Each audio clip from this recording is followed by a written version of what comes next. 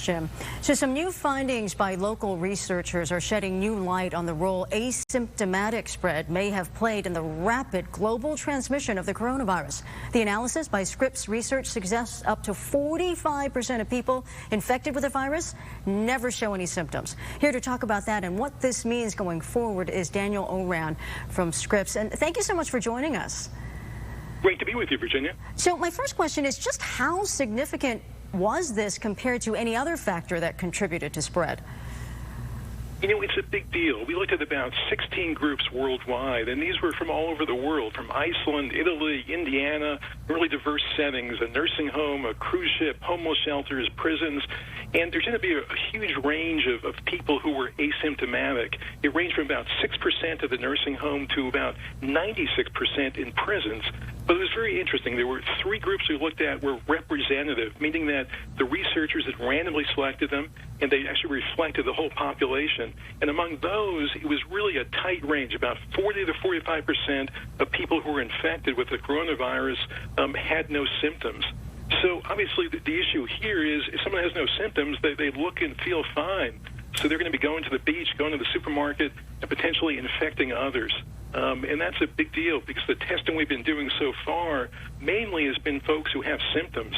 So we really need to shift our focus to having a wider net with the testing and including a lot more people. Yeah. One caveat here for the asymptomatic status is we actually found a couple of studies where people who were asymptomatic unfortunately had damage to their lungs.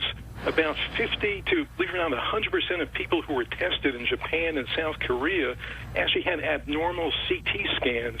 Now, these were what they call subclinical findings, meaning that you and the doctor won't be aware of it, yet there is some abnormality. So one concern is being asymptomatic may not be risk-free. We just don't know what the implications are for that. Yeah, that is actually a really interesting find because I think a lot of people think, well, even if I catch it, if I don't have symptoms, I'm fine, right? But you're saying a lot of people experience damage. Is it clear whether it was permanent damage or whether they'll recover from that? You know, at this point, we just don't know. It's so early. You know, we're 4 or 5 months into this new disease, and the effects of this virus are just unknown. There was a story today from Chicago, a 20-something woman who had been in great health before, unfortunately developed the coronavirus and needed a double lung transplant today. So here's someone who's healthy, who's young, is affected in an unexpected way. So I think the message for folks has to be cautious.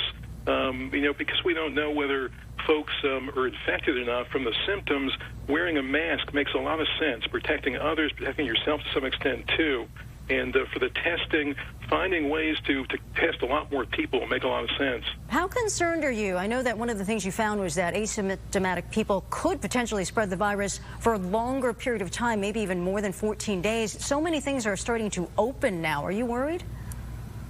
I am. You know, honestly, it's concerning. You see pictures of folks enjoying our great beaches here in San Diego, enjoying other areas where they're close together. And we know, where there are crowds, there are potentials for what they call super spreading events, basically meaning that one person who's very infectious makes a lot of other people sick at the same time.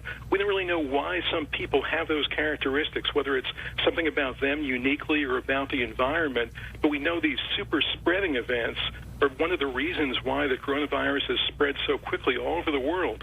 So we have to be careful. Enjoy the outside, find places to do things, but keep your distance if you can from folks outside your household and wear that mask. We only have a few seconds, Daniel Oran, but let me ask you a question. Does this say anything about herd immunity? You know, it basically tells us that the virus will spread relatively quickly because people have no immunity, because we don't know who's actually infected.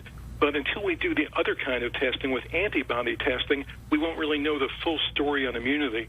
Our testing that we focused on looked at the virus being active in the person right now. The antibody testing will tell us about that herd immunity. So we hope in the future there'll be more studies here in San Diego and across the country telling us how many folks have been infected. But so far in California, it's pretty low, just a few percent. Yeah, so keep your distance, wear your mask, and we got to test more people. Thank you so much, Daniel Oran with Scripps Research. Jim? Great. Hey, Virginia. Very interesting interview.